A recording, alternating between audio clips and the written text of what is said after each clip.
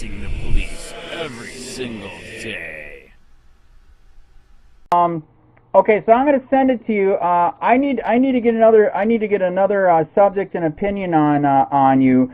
Okay, so they're talking about reopening the death threat we got from Mark Kissinger and his wife. The first IA he did was a miscellaneous investigation. It was one of the worst ones I've read. I've been doing this 6 years. Okay, he is telling me my wife is Filipino and is, can speak English, but she's not perfect with speaking and understanding sometimes. When I told him that we were going to come in to reopen the case, because we never told our side of the story. Who's he? Jason Zakowicz. He is trying to tell. So he is trying to tell me, because I mentioned to him, a friend of mine that does COPWATCH in Northport wants to bring her in because she's the lady up there has dealt with IA investigations before, so she knows what's right, wrong, and etc. The first time I told him that conversation was fine. The other day when he called back, it sounded pretty hostile, like we're the criminals now, and that my wife cannot have anybody in to hold her hand, because this was almost one of the most traumatic things that has literally happened in her life. And now he's telling me that she cannot have anybody come in and help her out. So from what let me try to understand this. So your wife is saying from the communication that was going on between the two of them, I'm assuming, and this was all done via, not text, this was done via like Facebook? Facebook, yeah, it's all documented, man. Okay, so Facebook, and she made some threats. Yep. And I don't know the verbiage that was used for the threats made. I mean, did she flat out say, I'm going to kill you, you're dead, those type threats, or was it... When you're Filipino, there's different other words that they say. Yeah, there's cultural yes, things correct. that they utilize, so yes, so that we wouldn't understand. So the cultural thing is that started the thread, the death threat against me and my wife was a candle in the dark and something about this is coming to you. And in the Philippines, in that culture, that means death. Right. Okay, so like I said, his investigation on that, I got friends of mine, that, like I said, do COPWATCH other places, that they thought that investigation was one of the worst ones. It was like a grade, somebody from middle school wrote it, and of course he shot it down. So, like I said, my point is, what do you know of any policy that says that when she comes in to tell her story that she cannot have somebody to hold her hand? Like you can't go in there to support? Is that what you're asking me? Me or another woman, or okay, well, regardless, and it's somebody, so a family member, correct, friend, correct. It doesn't matter who it is. Correct. We don't have a policy that states that someone can't come in there with you. Usually, what we try to do, and here's why, and I'll tell you why. When you get multiple people in trying to recount one story, sometimes it gets skewed. Correct. Because and it's like with kids, if you have the whole group of kids together, the story's just going to get so skewed, you're just like, okay, well, let me pull you one aside so I can figure out, there's always, they say, there's your side, my side, and then there's the truth. Correct. So pulling in multiple people, if say you came in with your wife and you just totally let your wife talk, and she's not intimidated by anything. I mean, she's and I don't know your wife, so don't take it I'm trying to demean her in any way. Correct. But she comes in, she's confident, and we feel that, and she comes in and she explains, and you're just sitting there not saying a word and not interacting whatsoever, and she says it. I, as an investigator, would feel more confident in that statement than Correct. if she came in there and you had to speak for her to say how she felt. You know what I'm saying? Correct. So here's where I'm gonna interject. So the confident one is me. I know what happened and how traumatic this was to my family, the worst experience we've ever had in our entire freaking life, and hers. And then so I'm fine going in by myself. I would prefer. Also, he is trying to state that I cannot record this. I document everything, and I have tons of case law that says that I can record a public official in a public capacity. He's also stating that I can't record it, which that did not make me too happy. Right. But with my wife, I do admit, yes, it would be better if somebody went in there with her to hold her hand and to make sure it stays on point. I think he didn't like the fact that the other lady does COPWATCH in Northport, and she's not stupid. She knows the case, and she's not happy with how atrocious and pitiful it was. But she was still going to let, of course, my wife tell her story. And then the other day in the phone call with him, I mean, it just went south, man. He's like, he literally was talking to me like we were the criminals. I am floored. You know, I have not filed cyber stalking with you guys or with court yet because we're trying to see if he will do the right thing. And I don't know if you heard about this. I even called your COLLIER coordinator for the 3 statewide or whatever it is, the guy that heads up this area of America, and even he was appalled. Even he was appalled when I told him of what happened, and that he only put it in miscellaneous. He said, first of all, it should be considered criminal. Second of all, it should have went straight to IA, not this miscellaneous bullshit. And like I said, the way that Zakowicz acted the other day is like I was a criminal, which is really fucked up. Well, and that's not our intention, is to make people feel that they're criminals when you're coming in to make a complaint, no matter who the complaint's against, whether it's against a deputy or anybody. That's not our intention, is to do that. I, of course, can't comment on how this investigation went because it is over what my current position is within the agency. Anytime you have a specific complaint, criminal or not, against a deputy, it should go to Internal Affairs, or if it's criminal in nature, it should go to Major Crimes because they're the ones that are specialized in dealing with that. Correct. So do you understand what I'm saying? Yes, I am confident by myself, but her, she does know how to speak English, but sometimes, when things are said to her, she's not sure, if it's exactly what she thought. So that's why we wanted somebody to go with her. But the way he acted yesterday, oh my God, not good at all. Well, right, and you know that you can file a complaint against Internal Affairs too. I mean, there's still ways of doing it. You are correct. I don't know if you saw the video. I actually did meet with Casarella. That was fun. And that is actually why that case was reopened, because it was so pitiful. He did not even record Mark Christiander and the wife when he did the interview. So I mean, he could have made up the shit. I mean, I could not believe it. We're talking about a freaking death threat that was a major life experience for both me and my wife. My wife has never had this before in her life, and then he doesn't even treat it like a real investigation. We were appalled, and other people that I know that do COPWATCH and hold government accountable were also appalled. So I just wanted to get your opinion on that. I think you're right. Maybe I got to go back to Casarella then, because what happened the other day with him on the phone was not good. Well, right. Seriously, the goal of the sheriff's office is not to be. And I know that you're with COPWATCH, it's police and the police, and I get all that, and I'm sure Casarella will tell you the same thing. Yes, absolutely. There's accountability for everybody, no matter who it is. Correct. And the goal of the sheriff's office is not to come in here and be a Gestapo and to hurt the people. That's not our goal. At least that's not why I got into it. I know Captain Casarella, that's not why he got into it. Right. Is to abuse the citizens. I mean, we're here to serve, protect. I was in the military. I'm in law enforcement. I'm here to help the citizens. And sometimes it may not feel to be the fair way. But our ultimate goal is to help the citizens and to come to some sort of resolution for everything. So if you feel you were wrong, and I think the appropriate way for you, again, would be to go with Captain Kasey. All right, I think that voice your concerns. Yeah, I think that is what I got to go back and talk to him, because I could not believe how he like 180'd on me.